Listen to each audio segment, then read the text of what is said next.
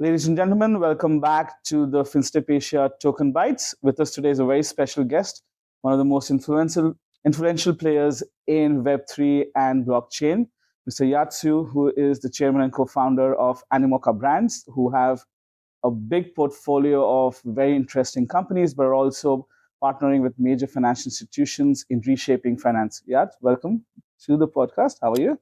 Thank you for having me. It's a great pleasure to be here. Great to have you. And we've been in this world seeing a lot of changes. And I was talking to Mark before this about Animoca. Animoca has been very much in step in some senses with the wholesale trends in blockchain and others. How are you seeing now? We've seen turn of the last decade was very intensely about Bitcoin and Ethereum. Mm-hmm. Then we started the conversations around NFTs and metaverse, where Animoca had a very significant play, and now you're moving towards the blockchainification of finance, where as well you are very actively engaged and working. Mm-hmm. So would love to hear your thoughts on the blockchainification of finance as is that's been shaping over the last 2 years since, let's say, when BlackRock decided to get into ETFs as a benchmark or a marker in time. Yeah. So maybe we can think of it as in phases, right? Sure. So when you think about the early days of really sort of blockchain and crypto, it was to some degree around an opportunity for a community to have sort of a new financial system. At least that was the underlying. But it's evolved essentially from a new type of financial system into democratization of financial access. Mm-hmm. And that's because we now have a financial tooling, which traditionally you might have called fintech related, right? Yeah. Or adjacent, that would basically now become accessible to everyone. Whereas before, arguably, if you think about it, sure, anyone could just mine Bitcoin, but it still wasn't available for everyone. Like you had to know how to set up basically a miner. Yeah. You had to have a PC for that. You had to code a little bit and so on. So it was really reserved for a select few still. It wasn't broadly accessible. Sure. But now with tokenization, you have really the opening up of essentially financifying everything. And blockchain technology essentially provides the trust layer, the permissionless trust, and the infrastructure to make it possible in a manner that basically cannot be abused in a way that, so I would call it traditional centralized system would have. So that means to me, for instance, it's kind of like the term when we think about one of the realizations in our evolution as a business really doesn't really evolve based on our deeper, or at least our assumed deeper understanding on where blockchain is going and what it does to things like finance. And so maybe the way to put it is like, it's kind of like sort of the standard quote here, a little bit sort of change, which is basically, it's like sort of, basically fintech is dead, long live fintech type of thing, right? Yeah. As in meaning that the fintech construct that we have today is dead and die because everything is fintech. So, like if you remember back in the 90s and, sort of maybe even early 2000s, we used to have internet companies, right? We used to have companies that were sort of, not just .com, sure, but basically companies that were doing stuff on the internet. Okay. And that was kind of where we were 10 years ago, or even 5 years ago. You had companies doing stuff in crypto, stuff on blockchain, right? But it wasn't really specific industries. And I think when NFTs and the metaverse started happening, that was sort of the first part of a visualization of, wait a second, there is more to it than just tokens and coins. Correct. Yeah. And there's actually something that's brewing that's a little bit more powerful. In this case, a new type of asset class, which is the network asset. But then over time, tokenization, because of the internet as well, makes access of these ownership principles so broadly available that you basically can create ownership in everything, even down to this mug if you wanted to. Correct. Yeah. Whether it's valuable or not is a different question. And then when you are able to do that, you're actually financifying it. Because the moment you have ownership, you allow someone to trade it if you wanted to. Yeah. So every unit therefore becomes a financially possible unit because you have ownership, because there's someone who can interact with it, trade with it, compose on it, build business out of it, right? Now, think about all of the value in the world today that has not been made possible to create distributed ownership, right? Whether it's pieces of art, whether it's certain kind of real estate, then when we talk about RWAs, or even things like gaming assets, which now with NFTs you can do. These are all things that we have a sense of wanting to own, but we can't. And now blockchain makes that possible, and it makes it possible across billions of people around the world. So if that's true, then how do you play in that new world where fintech isn't a realm, it's everything, where every part of what you do has now the ability to have a financial construct? So that means we have to then start building things like our treasury services, right? Our advisory services, our publishing services. These are components, our tokenomic services. These are components that come into making it easier for others to essentially launch these platforms. And since we're one of the biggest investors in Web3 with over 600 portfolio companies today, how do we support them as well? Well, our insights tell them what they need to be looking at, which also relates to things like your customers need to have financial literacy. And again, if you remember the 90s and early 2000s, we used to have this thing called digital literacy. Okay. And nobody talks about digital literacy today because everyone's digital literate. But at the time, there was a divide. Like when I was at AT&T in in 97, 98, the brief stint for about a year, I had to print my emails. So my boss could, my boss's boss could see them, right? I mean, it sounds ridiculous, but that was that, right? Yeah. And so, and because we need to have digital literacy, and now that everyone's digital literate, what's the next wave? It's essentially financial literacy, and blockchain is the tool to get there. So we think the whole world will become financial literate as a result, which means that every single object will be embedded with a financial element. If you're left out of that, then you're kind of like, how today when we say, you can't imagine someone being digitally illiterate, but just imagine if you are digitally illiterate today. You're completely excluded from society. You have no idea what's going on. And it's like people online speak a different language. I think that's basically what's happening in with fintech. Everyone will be financially literate in the way that we're digital literate today, and that will change the landscape of the world. Just, you mentioned a few points there, and I'll take the first one in terms of the infrastructure piece, right? Often when the conversations over the last 10 years have been about blockchain, say the first 5-6 years pre-COVID, you would say that scale was an issue, security was an issue, ability of being able to manage in different jurisdictions. All of this was a concern. In my view, we've now reached a stage where there are at least half a dozen, if not much more, layer ones which are mature and stable to scale. Do you feel that beyond these half a dozen to a dozen, are we now reaching a stage where you can have 50, 100 layer ones or infrastructure players who can scale in different jurisdictions, right? Because if you do think about finance as well, it tends to be very siloed in different regions and very different infrastructure layers that come up. So the reason why financial institutions are siloed are partially regulatory, as you point out, but also because the technology was inside a walled garden that nobody could freely compose on. Correct. So the real superpower innovation of Ethereum, of course, the programmability, ultimately was that it created a public infrastructure that was a bank. So now a teenager can go in and literally program on a bank. I mean, just like meta, sort of when you take the meta, that's actually what's happening. It's like as if like Citibank suddenly opened up the infrastructure and let anyone just hack into it, right? In a manner that was both scalable and secure. That's the innovation. And when you open it up, everyone gets to see what's happening as well, and they learn that. So they've open sourced essentially not just financial tooling, but financial access. Correct. And this will basically extend beyond multiple of jurisdictions. And I don't believe, and this is where I think things are different, I don't believe that this is a case where you have, let's say 5 or 6 or 10 L1s or L2s. I think we're going to have hundreds, if not thousands.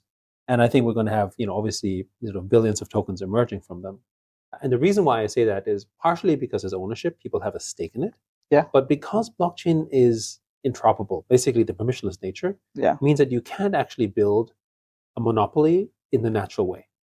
Right? So when you think about basically a telco, you have regulatory capture because there's only 3 licenses, 5 licenses, and only I can offer you the service. So by definition, you've established essentially a quasi-monopoly. Maybe it's not a full monopoly, but it's essentially a quasi-monopoly because you're only giving it to a select few, right? Nobody else can just enter that space. That's kind of issue number 1, right? And then the second point is that the infrastructure is not designed to be permissionless, which means that users can't transport over. Correct. Yeah. By design, right? So, for instance, if I have an account on, Hong Kong Telecom, I can't just switch over to Smart Tone just like that. There are things and steps that I need to do for me to transfer my account over, because basically I don't own the account. Yeah. The account is owned by the platform, and regulation required some kind of transferability, because if it was up to them, they'd never do it. But on blockchain, it's inherent. My assets are mine. If I wanted to move it from one chain to another, I'm free to do so. And that's actually a big change. So that means there's going to be a lot more competition. But because of also the way that sort of the infrastructure costs, so people talk about sort of, transaction fees are expensive, but actually they're not. When you think of the context of what's happening, we are used to using internet services for free because we think that it costs nothing, because actually the service provider off the back is essentially paying our fee for us, because they're making much more money for us in other ways. Correct. Because we don't own the stuff that they create value from us, right? So here we own it, and therefore we have to pay for it. But the transaction fees, which is maybe dollars, sometimes tens of dollars a day, is de minimis in comparison to the value we receive from it, right? So that means that we now have a much more direct consumer model where every person interacts directly with the platform itself in a permissionless manner, which is much more sustainable in a true competitive spirit, like a true market, where you won't have just 3 or 5, you'll have maybe 10, 20, 30, 40, and may the best man win in the true spirit of capitalism. So I think that's definitely been a change. And because you have ownership, for instance, if AOL actually had the ability to give people ownership to all of their subscribers, I think AOL would have existed very differently, would have survived much longer or better, because people have a stake in it, as opposed to just being a customer, where essentially you're being extracted from. And the ownership element, you keep going a little longer, right? You go buy whatever. But maybe one other point that I think sometimes is also often misunderstood is around sort of how many tokens will we have in the world. And I think it's going to be billions and billions. And I think this is where people, again, get confused, because it started with Bitcoin. So there's this assumption of, well, that's the ultimate scarcity. But Bitcoin is digital gold. The revolution of blockchain, and essentially the tokenization and financification of everything, means that now this new asset class, which is a network asset, has the ability to become essentially something that you can own as your token. And what you're really owning in most of the cases, not all of those cases, is essentially a framework of attention. Yeah. And you weren't able to own that before. And what is attention economy worth to us in the current world? It's about 1.2 trillion, which is the advertising world. Yeah. Right? Platforms like Facebook and Google make money on advertising. Correct. And they sell it to us, but they own the network. And now through tokenization, we can actually own a piece of that network, whether they're big or small. And my mental construct on this is kind of like websites. If you remember in the sort of late 80s, 90s, early 2000s, we used to have many websites. Yeah. We still have many websites. But today, the website has evolved. It's our Instagram profile. Sure. It's our TikTok page, right? It's our Facebook profile. These are actually all websites. They're just different forms of websites, but they're still websites because they do the same thing. They bring attention. And now think about it in that construct. How many websites do you have? Right? You have personal, you have your company, probably have one on Instagram and TikTok, whatever, LinkedIn. All of these are kind of basically websites. So that's basically all going to be tokenized. Yeah. And they're all going to be individual tokens. And probably most of us won't even know or understand the token that's running in the background, but someone's going to be using it and trading on it and creating value in the way that the platform already is, except openly and transparently.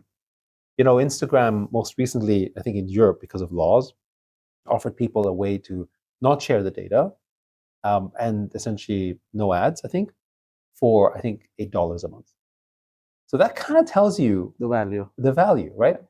Right? And of course, they'd rather you not pay the $8 because actually they probably make in some cases more value. But the point is, and now you just multiply that. And you say, okay, fine, billion users times $8 a month. Oh, now you understand what it's worth. And therefore, there's an actual value construct there.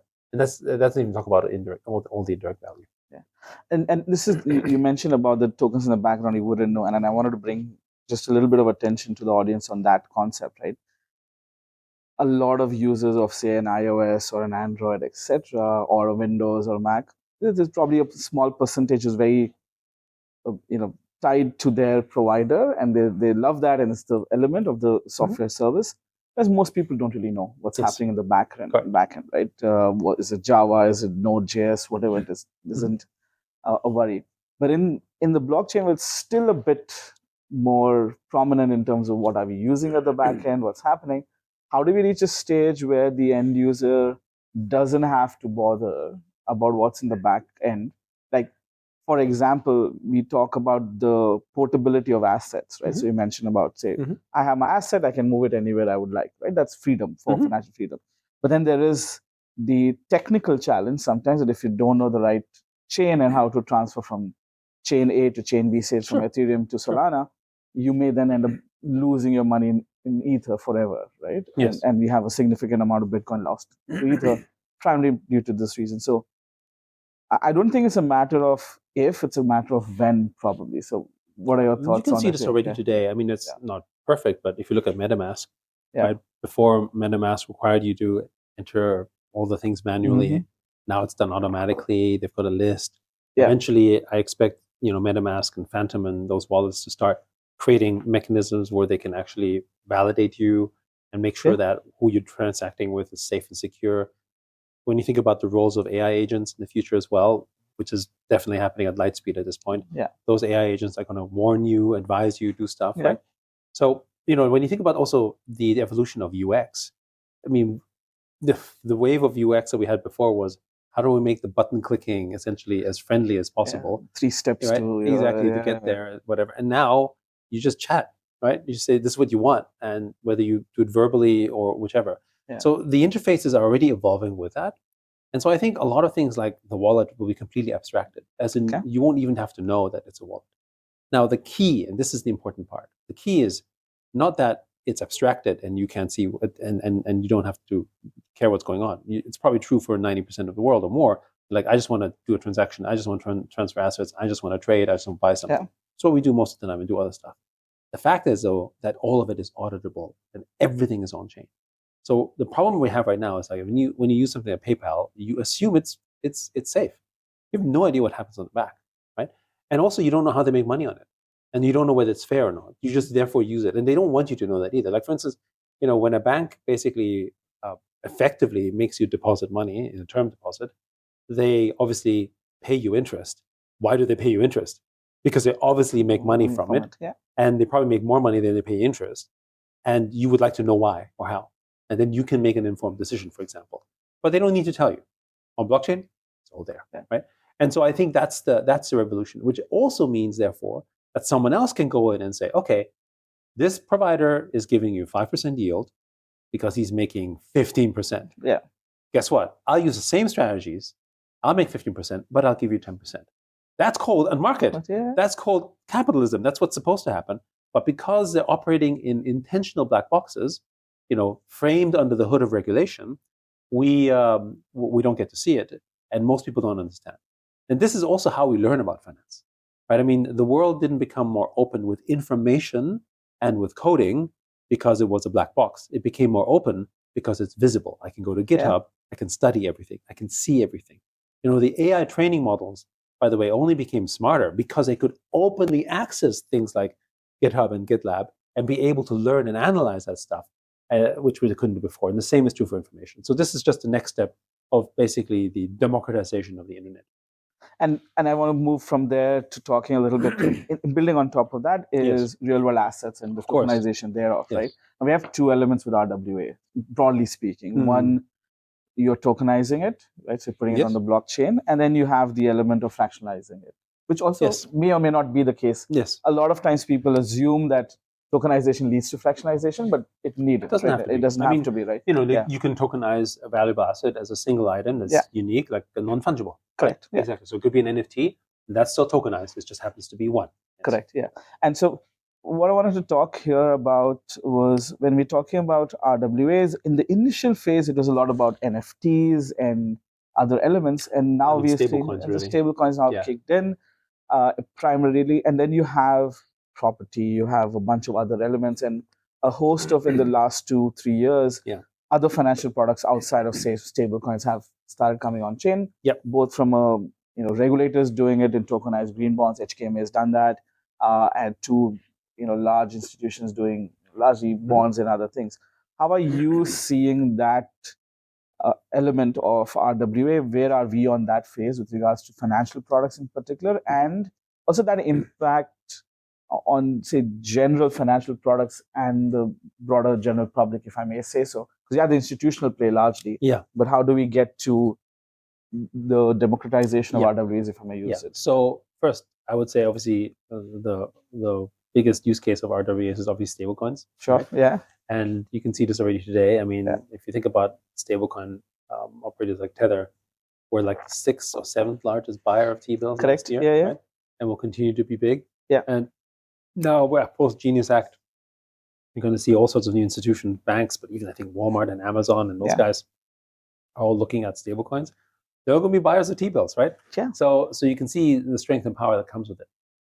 One of the things that I think stablecoins really, really demonstrated, though, is value aside, because a stablecoin technically doesn't have any sort of fluctuation of value Sure. to the extent that it's pegged to a currency, in this case, the dollar, for the most part, is that it did what tokenization always does. It essentially creates tools and venues in which the network can be enhanced. And so in an attention-like economy framework, which is broad tokenization, it adds value because it adds distribution. So if you're selling something that is scarce, for instance, like a lot of or potentially scarce, like fixed supply tokens, for example, Sure. right? The fact that more people can reach it means more value is generated from it because it has more attention, which is, by the way, true for real estate as well. Yeah. Right? It doesn't really matter whether this is advertising billboard. If 1 million people see it, it's worth more than 10 people see it, right? It's simple. It's simple math. And so that's actually what tokenization has the potential to do, right? It's basically creating ownership and value at the speed of the internet. Sure. Now, what we've seen, the slight sort of interesting and paradoxical thing about stablecoins is that because stablecoins has a stable value, and by design, its power and influence is expanded. And so its reach is much more powerful than ever before. I mean, think about where you now can use US dollars, like in Nigeria, or in Pakistan, or in Southeast Asia, like in villages in Philippines or whatever, that would be inaccessible because they don't even have a bank account. And now they have access to the US dollar, right? Which is why the stable sort of the bill is so important to the US, because they see that as a way of essentially extending dollar hegemony, right? So that's absolutely critical. But again, it comes from the effects of that. Yeah. So take that same principle and apply it to any asset in the world. It doesn't matter whether it's real estate, an expensive Stradivarius, which is kind of what we did some time ago, or like paintings or so on. What you're really doing is you're extending the network, getting more people to see it, getting more people to access it and have ownership, and therefore potentially increasing its value if the attention grows on it, right? That's an if, right? It's kind of like, again, if an artwork is desired, it's more valuable than it's not, right? Fair, yeah. So that's exactly that construct. So it extends the network effect for that. So every asset that's going to be turned and tokenized through RWAs theoretically has that potential. But now the challenge is going to be, well, it's kind of like online advertising. You could have 1 billion websites, but which websites are actually valuable or interesting and powerful because they have influence? And that's the same case going to be in RWAs. And previously, with our sort of the actual real world part of the asset, is that you had locality that provided the market value because of essentially restriction. Like, I can't move a house from Hong Kong to New York. Yeah. I just can't, right? Sure. It's a physical nature that's there. And therefore, the value of that is present. What the token does, it essentially extends it into the virtual domain more globally. And it's almost like essentially giving it sort of this new meta level of value on construct. And we've seen this already in the largest value creation really of this century, I would argue, as of the last century, which is intellectual property. Yeah. Right. Intellectual property was something that really, up until a few hundreds of years ago, didn't have a framework of copyright protection. And therefore, no value could be built from that. And everyone was just taking from each other. And there's some proponents that argue that's how it should be. However, if that was the case, we probably wouldn't have investment into pharmaceuticals. Yeah. We wouldn't have investment into like IP companies. Yeah. There would be much of the innovation that we see today just simply wouldn't exist because, patents and copyrights and all these things. Yeah. Which, by the way, I was looking at the WIPO stats, and they were saying that intellectual property, copyrights, patents, trade secrets, as an industry, is now $68 trillion in value. Which is basically, what is that, like 7 to 8 times gold or more? Yeah, right? Depending on what 70% of the world's GDP. Yeah, exactly. All IP. But then when you think about it, the top companies in the world, makes sense. Yeah. Right?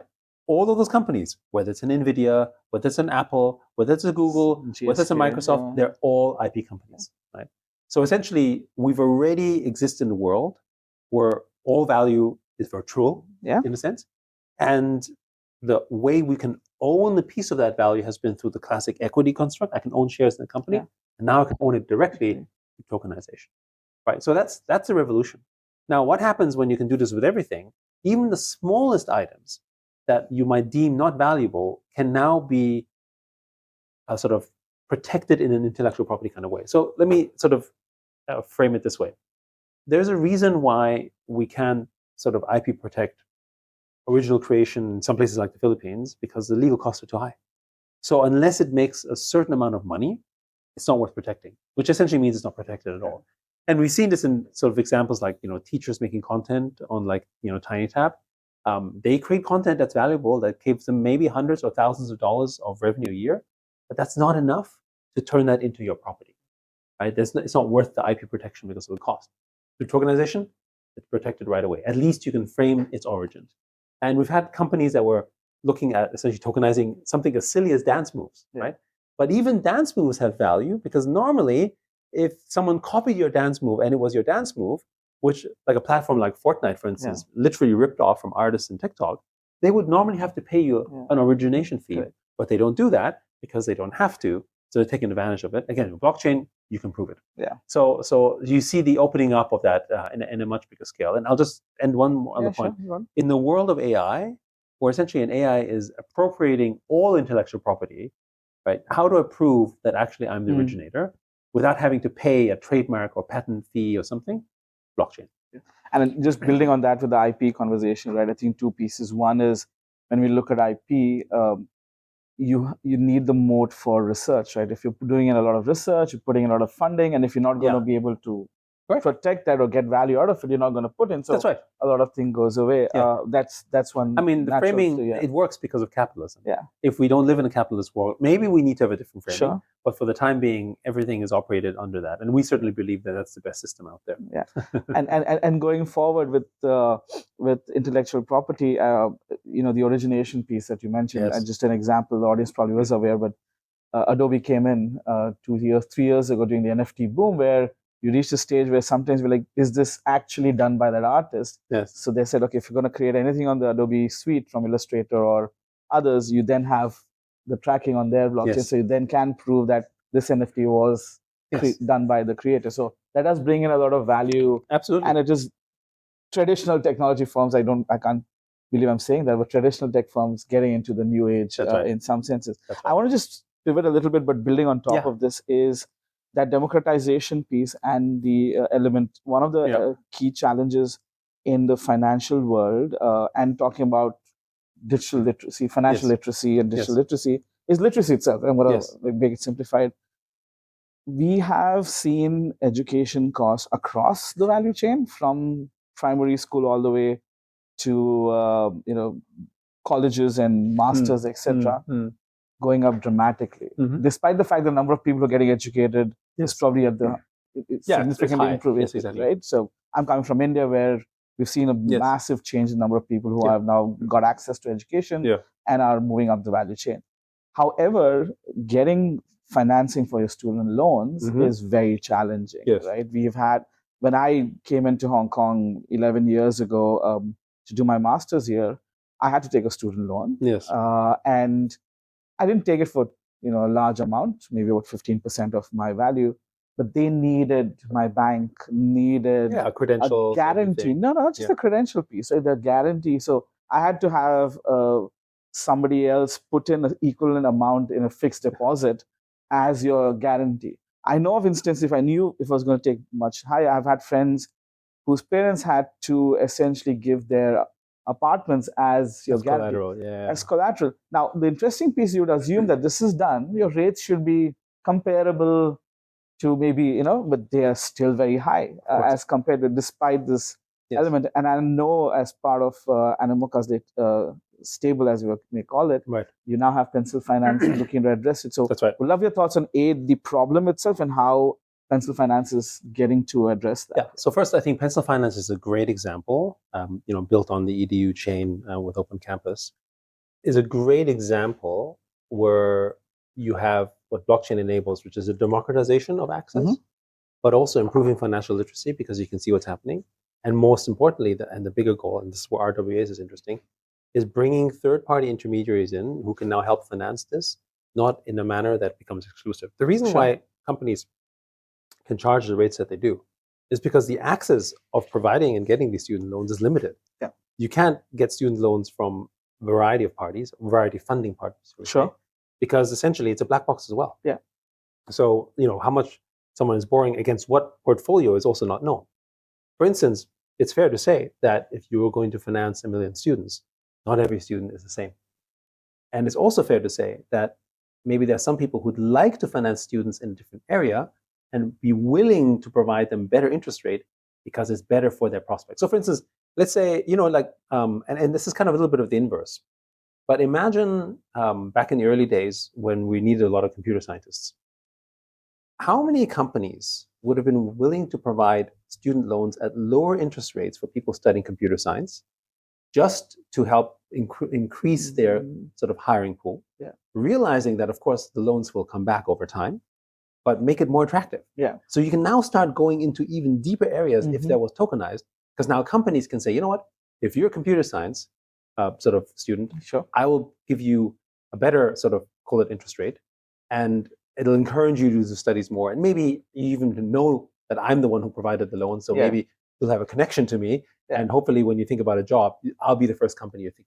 Right? Like that's possible tokenization. Whereas now it's just the loan portfolio.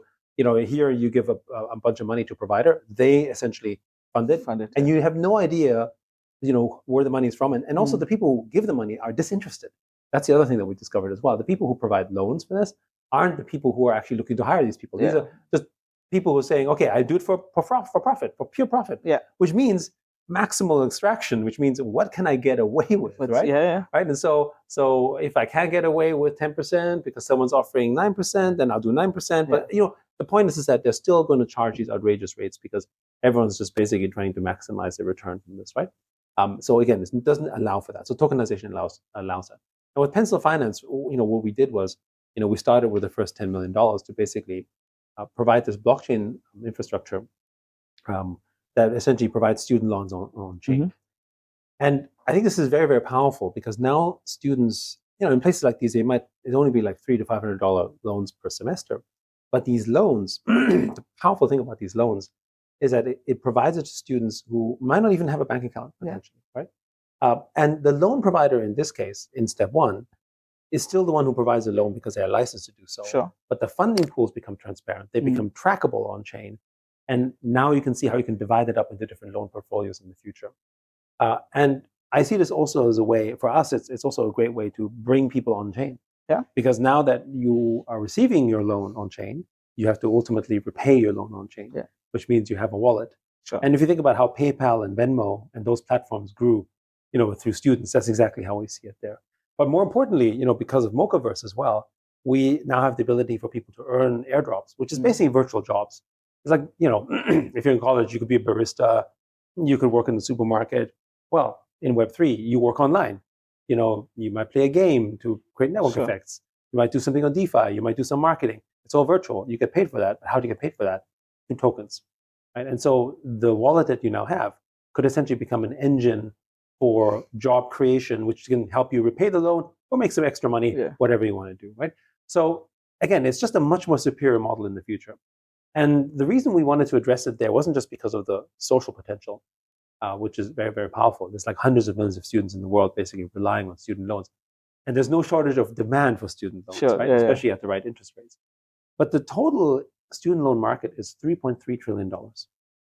And if you took just 10% of that and made it on chain, which again, I would argue is better because you get better yields. So the person who's providing the loan will still get their interest rates because they can do it through DeFi. And so they can get that value and then essentially use that as collateral for the students to receive their financing. To me, that, if you take 10% of that and put it on chain, that essentially more than triples global TVL. So again, there's a lot of things that can be done there. So I think there's a lot of potential with student loans on chain, and also is a great demonstration as to how blockchain and basically crypto can actually be very, very positive for society in a direct manner that people understand. And I'll connect that to, say, the fintech world, I also say the same, fintech is dead, long live fintech, largely because it's become a traditional finance concept more, and there's very little innovation. The innovation is on the blockchain end of things, and we talk about it. But if you do go back 10 years ago was when we had the digital loans conversation in mainland, and we had a lot of digital online loan application. But one of the key things that came out of it was you started having methods where you could fractionalize the size, right? You could have micro loans, or everybody could come in. So on one hand, you have graduate degrees or master's degrees that cost tens of thousands of dollars or hundreds in some cases, whereas you also have the need for certification, right? Which may be a few $100s, as you mentioned.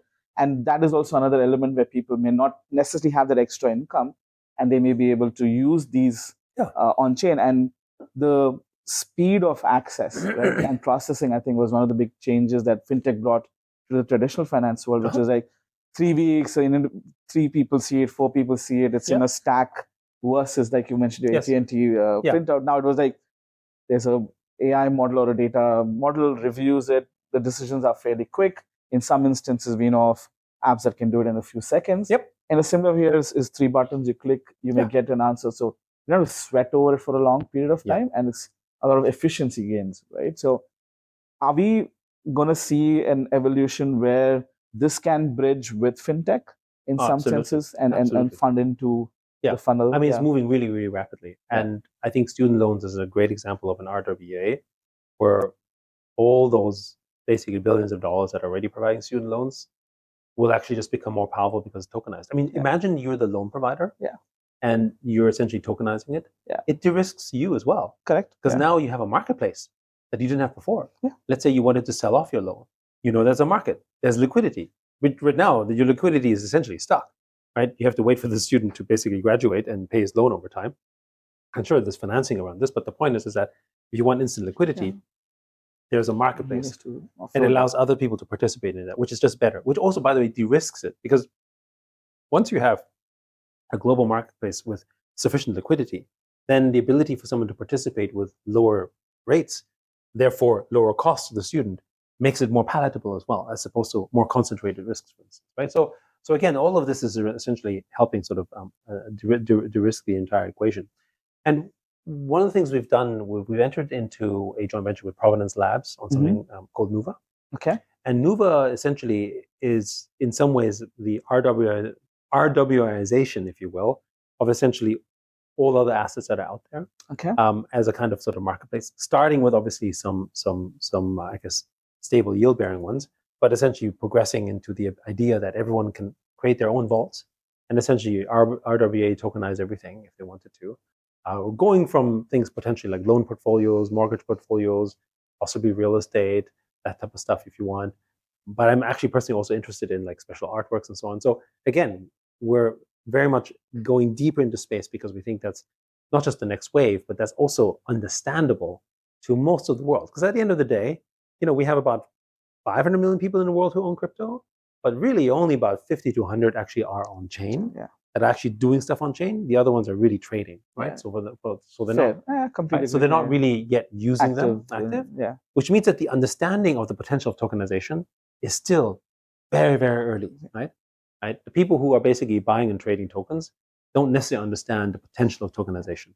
I mean, there are some that do, but I think most of them are literally just looking at number go up, hopefully, right? Whereas I think the people who are on chain, building on chain, they understand the potential. And once we reach it in the hundreds of millions of users, I think there's basically escape velocity on that adoption. And I think we're getting close, right? I think it's kind of similar to the internet. Once the internet hit around 150 to 200 million users globally online, it just went like that. And we think the same will happen with on-chain. Also, the infrastructure coming along being a big part of that, and which is what we're seeing in blockchain as well as the growth. I was also thinking, when we were talking about previously the record as such, right? When you are doing your side gigs or hustle jobs when you're studying as well, that's one way of building, say, an on-chain credit rating, right? Which you cannot have in your traditional credit rating. Is very much you borrowed this much, you saved this much. Maybe nowadays this transactional comes into picture in modern day analytics. But on chain, you're actually bringing in the smaller pieces which can't be tracked, right? Yes. And you're seeing it in the fintech side with, say, the commercial data interface that, say, Hong Kong MA is building for the cart noodle guys, but this is your online cart noodle in terms of the doodlers. Let's just say that. Right? So this is one of the reasons why with Mochaverse we've been focusing so heavily on digital identity. But the framing of digital identity isn't identity per se. It's actually your reputation score. Yeah. And it's building up your reputation. And that's actually how, if you think about it, what a credit score is. The credit score is a crude form of your reputation. But it's also true to say that your reputation comprises of a lot more than just your financial outcomes. Correct. And your financial capability. And one of the things that you can now bring in, and I remember this in the early days, and the reason, so we used to run one of the largest email companies in the world with Outlays before, that was sold to IBM, and sort of, things have changed since then. That was sold, and then basically Animoca started as an entirely new enterprise.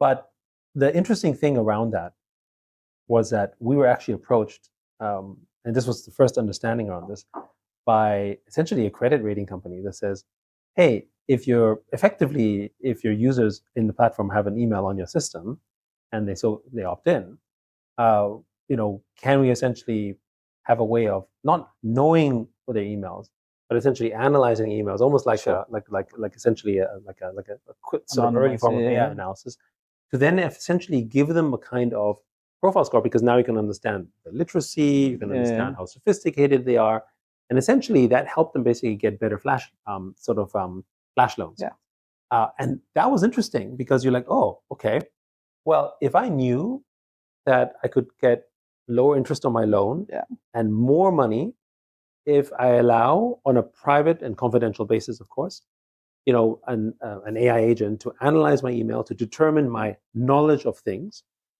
you'd probably do it for the most part.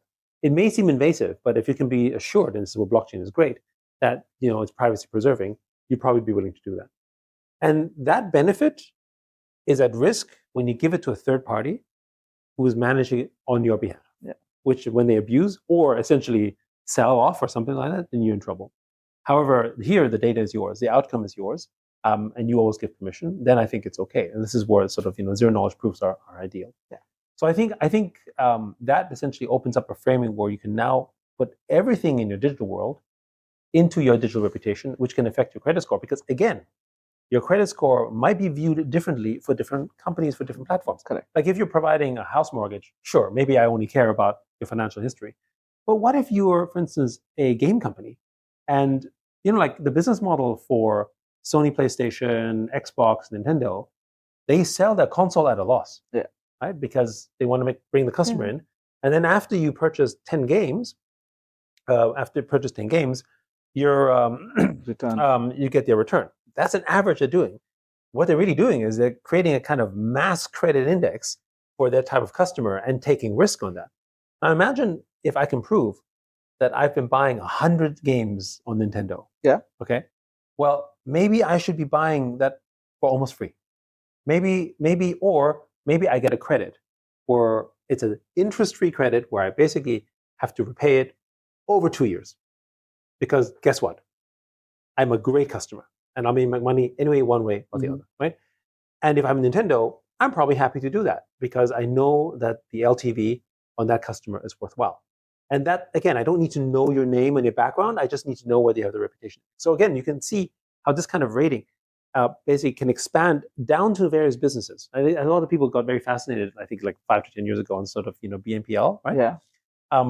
Which is, again, the risks on BNPL was, actually, I don't know enough about you, and you're passing all the risk over to essentially the vendor, which didn't really work, right? Because suddenly people were just spending, and then money they didn't have, and maybe also spending on things that weren't even the right audience, because they're like, oh, well, if I can have it, I'll just try it out. But I'm not the real audience, right? So you can see how that can segment. So your Steam rating, your Uber rating, your Amazon seller rating or buyer rating, your Airbnb rating. I mean, all these things should contribute to your actual digital footprint, digital reputation, that then someone out there can assess and say, okay, I like that.